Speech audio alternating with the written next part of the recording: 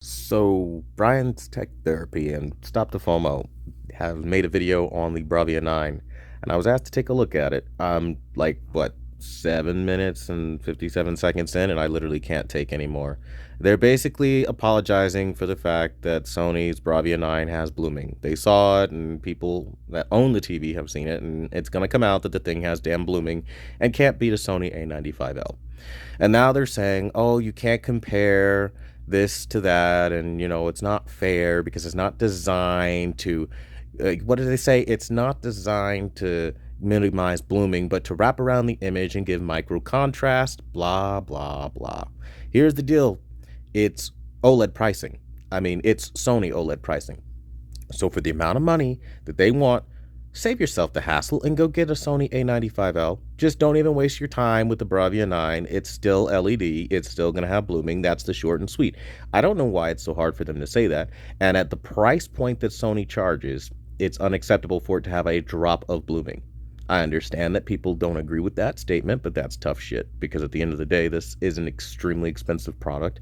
It is something that not everybody can afford. And when you finally save up the over $3,000, yes, you heard that right, over $3,000 to buy this damn thing, you get blooming anyway.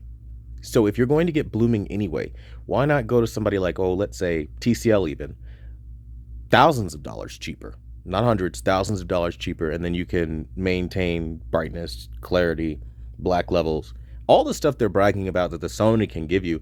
But I don't know if we've been ready to have this conversation, but that micro contrast that they're talking about, you could get a lot of that on the TCL models as well, because TCL is really good for it. They even have a feature called micro contrast. Like, it's to the point where TCL has given so many features on their mini LED line and made so many improvements that you can't deny the clarity that comes out of their images. Now, are we really going to suggest that Sony and their processing and all that is just worth so much more that we're going to, I don't know, give them a leg up that they didn't deserve? I'm not willing to do that. I'm going to call it like it is. For over $3,299, buy yourself the Sony A95L. That'll get you the nice 65-inch version. You'll be chilling. You don't need to waste your money on an LED that's going to have blooming. At the end of the day, it's not worth it, right? It's just blooming. And that's really what it, I mean, come on, let's call it what it is. Now, it's not going to be like the most bloom-tastic disaster you've ever seen, right?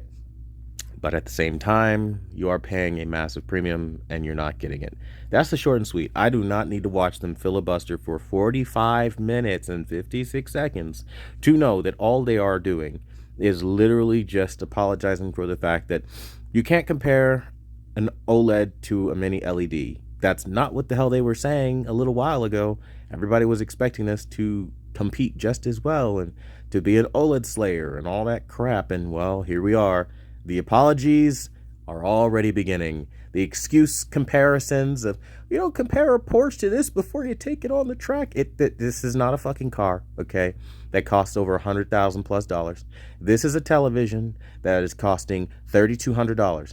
The A95L also costs $3,200. And if you're any kind of intelligent, even let's say you missed a couple generations and intelligence just missed you for a couple generations and you're kind of rocking a lowish IQ. Even if that's your handicap, you could still do a comparison of seeing $32.99 for mini LED that's going to bloom anyway, or getting quantum dot OLED. So you get the quantum dots that they're bragging about on the mini LED, and you don't have to worry about all this fancy backlight wrapping around this image and whatever, because it's micro contrast, is literally pixel level illumination, and you just get that one. You just literally just get the better TV. That's common sense.